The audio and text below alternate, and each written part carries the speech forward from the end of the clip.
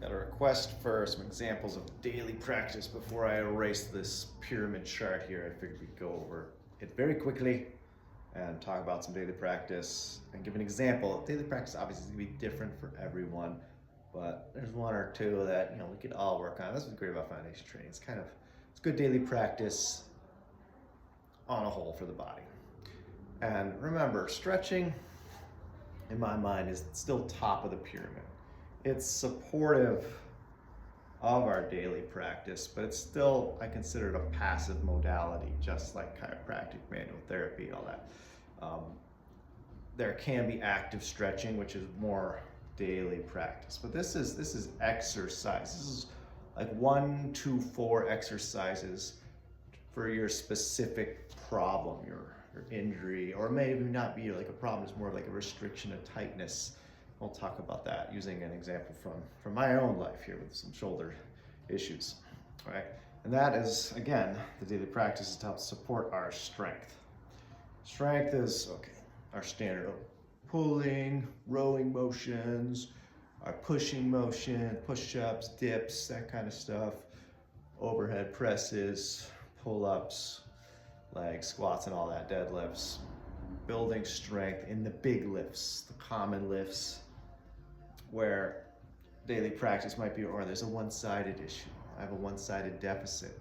Maybe it's not even causing pain, but we notice it and we know it's going to be a problem down the road. We just want smoother motion, more balanced motion. So daily practice might be something like a strength training, just more one-sided. Like, okay, my deadlift feels imbalanced, so I'm going to do some single leg style deadlifts to see if I can help diagnose and address.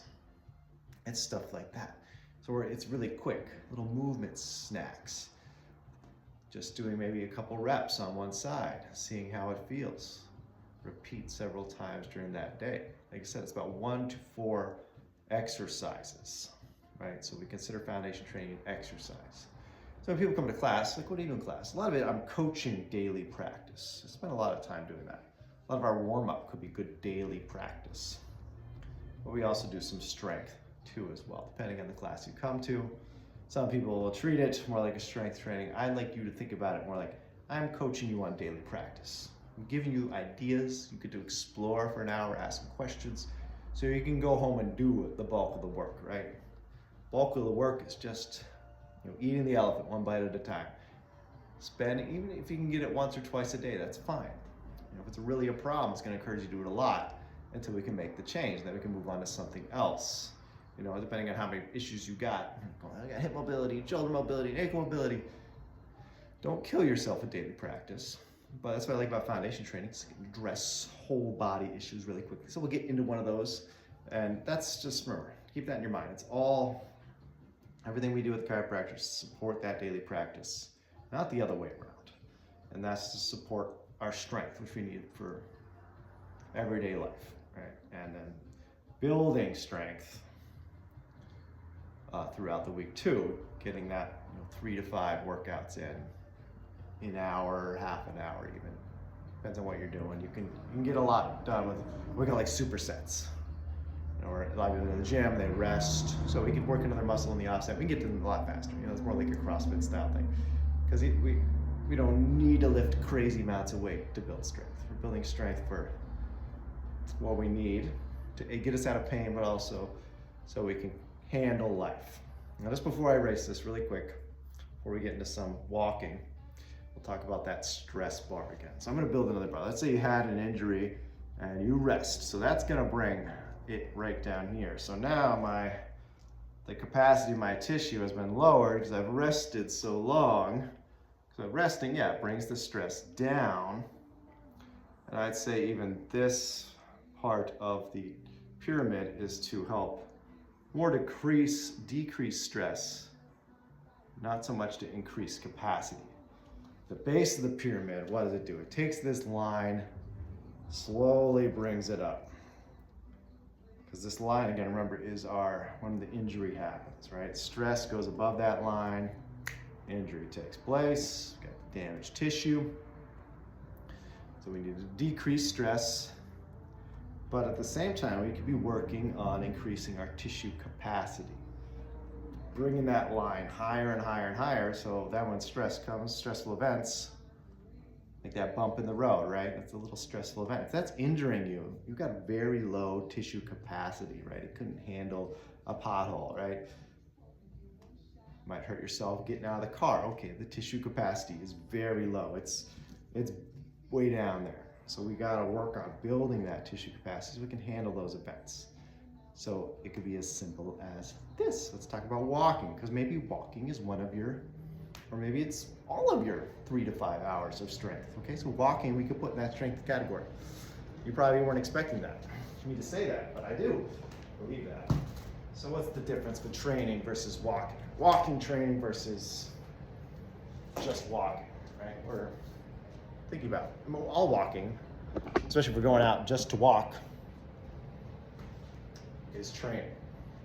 Because we're thinking for our daily life, I don't want to be thinking about walking. So I'm going to spend an hour purposefully, actively, mindfully walking.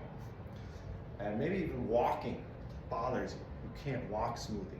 This is a great foundation training exercise. So we call it our, I'll use the shoes here, our lunge, split stance decompression. So a lunge, we're actually bending the knee. Split stance, and just here, subtle bends in the knees. So you can even see, pelvis loves to come forward. There's pretty much two types of postures, right? And we think they're very different, but they're very similar. So we got, the guy who walks around here, his pelvis is back, which is good. He's done that. So now his hip flexors are active, but he's got a lot of rounding. So he can probably share a lot of the neck pain that this person has, right? Where the pelvis has come forward, the head is back. And these will share a lot of the same patterns, a lot of the same problems, because they're really not that different. They look very different, but they have the same issue. So this person looks like, oh, they're upright, they got their chest upright. But we bring the pelvis back and we realize, oh no, they're not. It's all in the foundation, just moving forward and back. So depending on where you are, just be cognizant of that and address that here. A lot of people are like, oh, I'm doing posture, I gotta squeeze the shoulder blades. You know, some physical therapists a while back said everyone must squeeze their shoulder blades, and now everyone does it, and it creates more problems than it fixes a lot of people. So relax those dang shoulders, get the head down, and where's my stance, right? I'm not going yoga here, because usually when I go yoga, it tends to shove everything forward. I'm thinking I'm trained for walking. So you'll hear us say, slightly longer than your normal walking stride, your normal walking stride, whatever it is for you.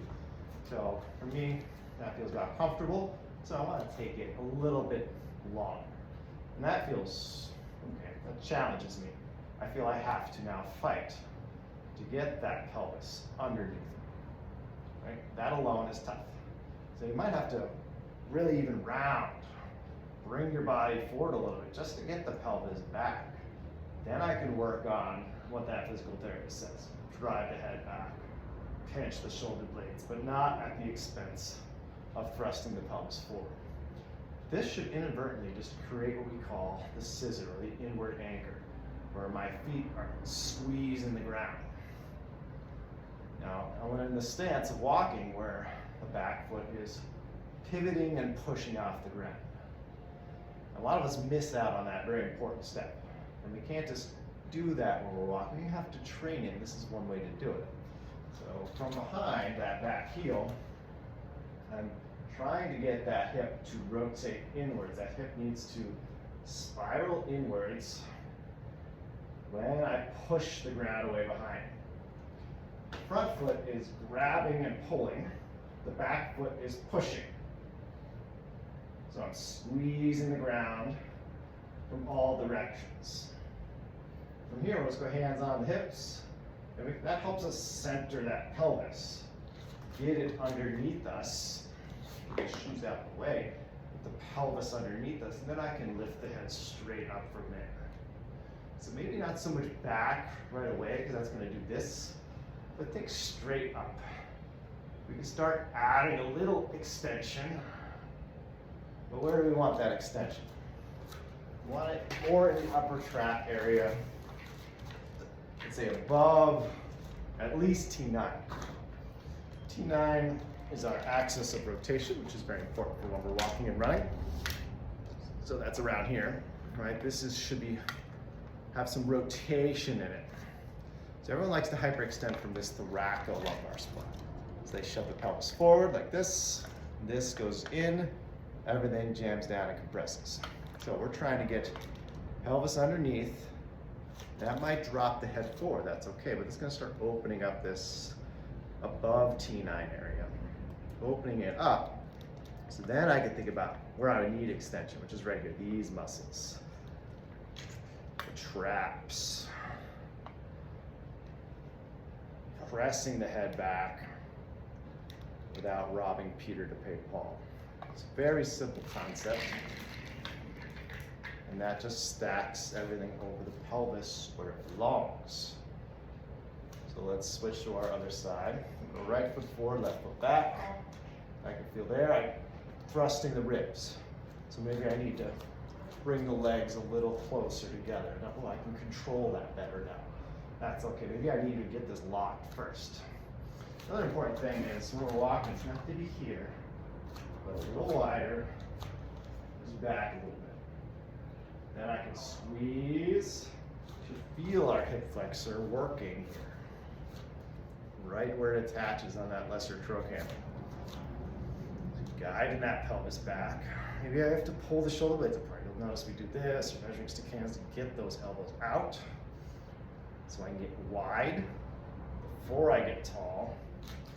Then if I want to feed that neck, I can push that head back. It should be very challenging. That's the cherry on top. So I have a downward force from my legs, wrapping, squeezing, pulling down. My head is pulling up and back. In my opinion, that's far better than an inversion table. So that's a daily practice. And it'll be even faster than that. You can get that done 5 minutes or less, a quick minute on each side, right? Diagnosing, feeling which side feels harder for you, which one feels more unsteady. When you go a little bit longer than a walking stride, you might notice there's a balance issue there. So that's an example of daily practice. Go practice such daily practice.